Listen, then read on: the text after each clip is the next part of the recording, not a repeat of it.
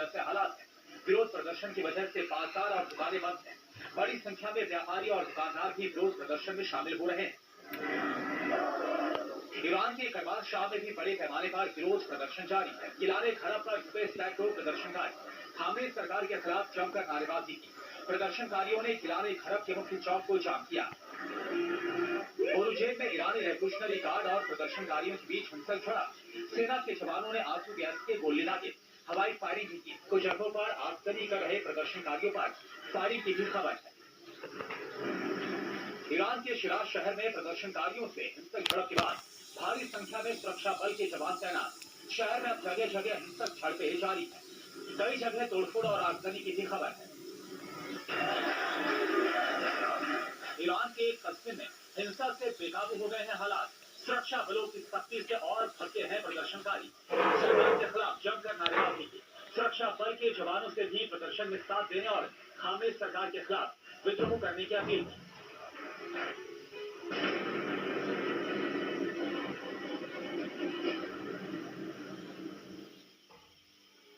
आइए शुरुआत करते हैं। अमेरिका में एक बार फिर से गोलीकांड हो गया है। अमेरिका के मिनियापोलिस में महिला की हत्या कर दी गई।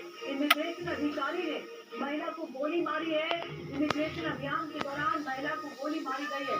महिला की मौत के बाद शहर में विरोध प्रदर्शन हो रहे हैं। अधिकारियों पर मेयर ने लापरवाही का आरोप लगाया।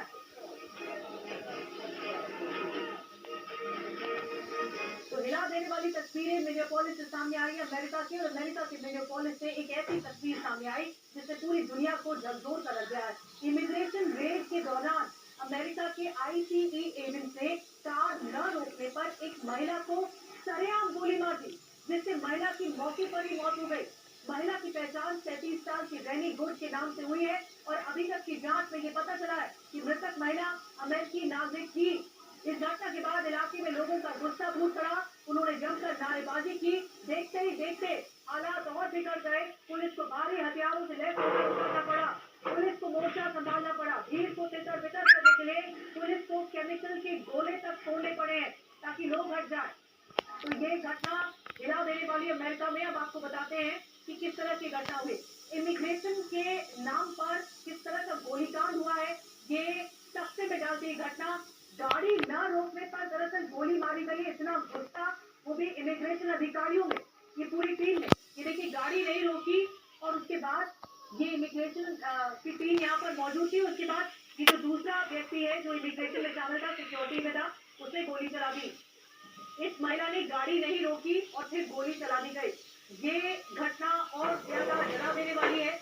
इस महिला को दरअसल रोकना चाह रहे थे, उससे पूछताछ करना चाह रहे थे, लेकिन गाड़ी नहीं रुकी। जो ब्लैक रंग की गाड़ी आप देख रहे हैं वो नहीं रुकी। ये दरवाजा खोलने की कोशिश करते हैं, नहीं खोला गया और फिर दूसरे व्यक्ति ने जो सिक्योरिटी से जुड़े हुए थे उन्होंने गोली मार दी। ये घटना तख्ते में डालती है। आपको बताते हैं, रैनी निकोल गुड नाम बताया जा रहा है महिला का। सरेआम इसे गोली मारी गई है। कार पर गोली चलाई गई है, उनकी कार पर। और मर्डर के खिलाफ लोगों का गुस्सा भड़का है। जो अमेरिका की पुलिस है उनके खिलाफ लोगों का गुस्सा भड़का है। तो देख रहे हैं आप, लोगों के हाथ में तख्तियां हैं और ये एक कोल्ड ब्लड मर्डर बताया जा रहा है कि किस तरह से एक महिला को मौत के घाट उतार दिया गया, वो भी सरेआम। ये घटना और ज्यादा हिला देने वाली। ये देखिए, एक बार फिर से आपको विस्तार से तस्वीरें दिखा रहे हैं। IC एजेंट ने कैसे गोली मारी है, क्योंकि बताया जा रहा है इमिग्रेशन से जुड़े हुए रहे और उनकी ओर से गोली मारी गई। पहले इस कार को रोकने की कोशिश की गई, कार रुकी नहीं और फिर कार पर गोली चलाई गई।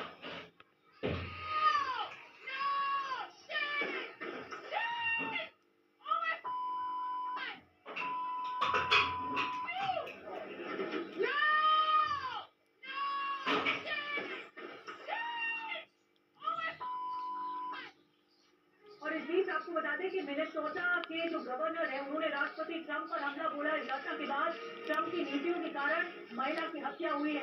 एक महिला की जान सिर्फ और सिर्फ ट्रंप की नीतियों के कारण हुई है। टिम वॉल्स का कहना है, ट्रंप प्रशासन के अभियान सार्वजनिक सुरक्षा के लिए बहुत बड़ा खतरा है। ट्रंप सरकार से कोई सपोर्ट नहीं चाहिए, ये कहना है टिम वॉल्स का।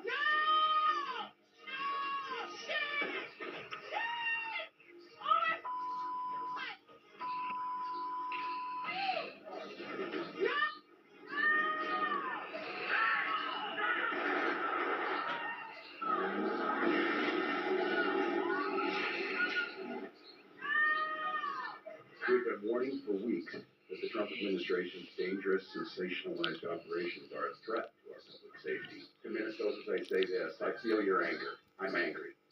We do not need any further help from the federal government. To Donald Trump and Kristi Noem, you've done enough. तो टिम वॉल्स को आपने सुना, उन्होंने गवर्नर के तौर पर कहा कि बहुत ही डेंजरस है ट्रंप का प्रशासन, इमिग्रेशन रेड का नाम और गोली चलाना काम।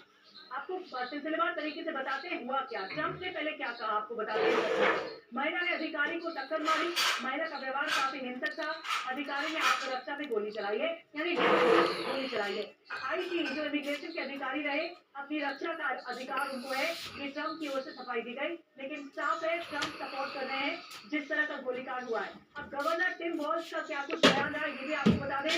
उनकी ओर से कहा गया ट्रंप प्रशासन की कार्रवाई खतरनाक है, तंत्रिकेज अभियान से सुरक्षा को खतरा है, सरकार से कोई सपोर्ट नहीं चाहिए, अभियुक्तों के खिलाफ सख्त कार्रवाई होनी चाहिए, ये टिम वॉल्स का कहना है।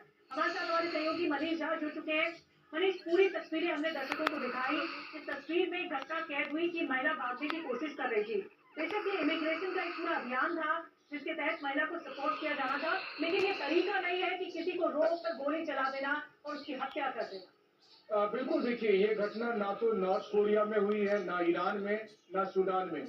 ये दुनिया में अपने आप को लोकतंत्र का सबसे बड़ा पहरेदार कहने वाले अमेरिका में हुआ है। लेकिन ये तो होना ही था, क्योंकि जब आप सेना का, पुलिस का अपने राजनीतिक कारणों के लिए इस्तेमाल करते हैं, महिमा मंडन करते हैं, तो फिर आगे आगे आप कानूनी कार्रवाई करेंगे। लेकिन नहीं, क्योंकि उस पुलिस अधिकारी के पास बंदूक है और उसको पता है कि ट्रंप तो सपोर्ट करेंगे और ट्रंप सपोर्ट कर भी रहे हैं। सबसे बड़ी बात तो यह है कि पुलिस वाले ने तो गलती की, लेकिन ट्रंप कितनी बड़ी गलती कर रहे हैं कि ट्रंप कह रहे हैं देखो जी ये सेल्फ डिफेंस में हुआ है। अच्छा, ये सेल्फ डिफेंस में, ये दरअसल ट्रंप के उस पागलपन वाली नीतियों की वजह से है, जिसकी वजह से उन्होंने खुलेआम छोड़ रखा है कि आप जो कुछ करो करो, जिससे मुझे राजनीतिक फायदा मिलेगा और बस मैं आपके साथ खड़ा हूँ। लेकिन बात फिर वही है, पाप का घड़ा फूटता है।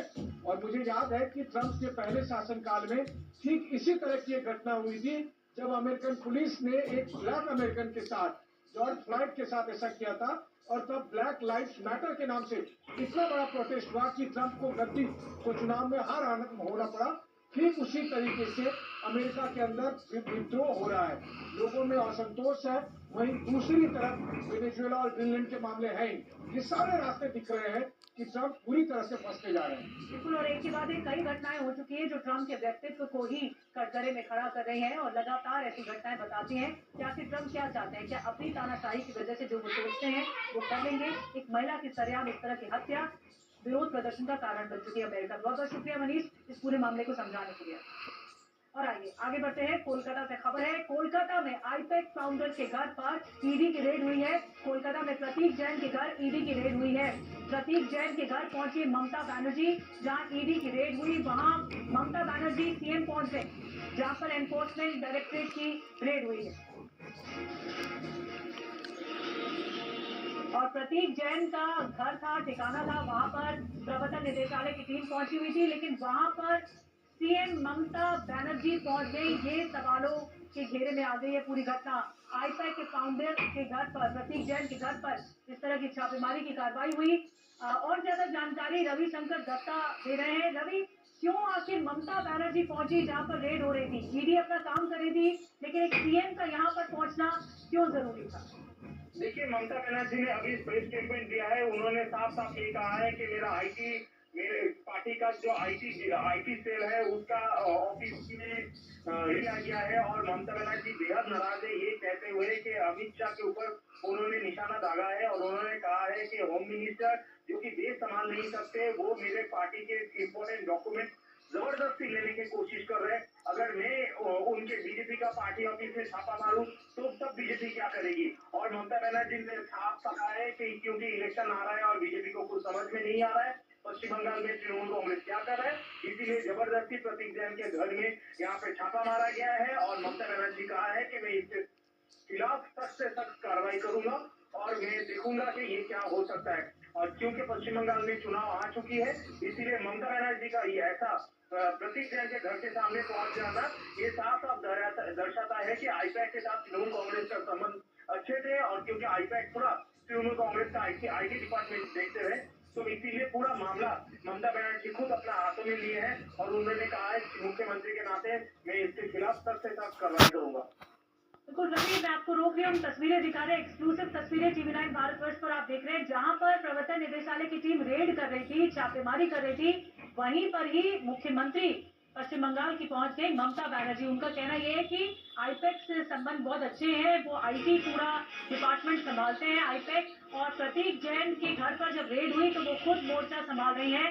केंद्र सरकार पर भी निशाना साधा गया है, ममता बनर्जी की ओर से गृह मंत्री अमित शाह पर भी निशाना साधा गया है। लेकिन जहां ईडी की रेड हो रही है वहां पर एक सीएम की मौजूदगी सवालों के घेरे में आ गई है।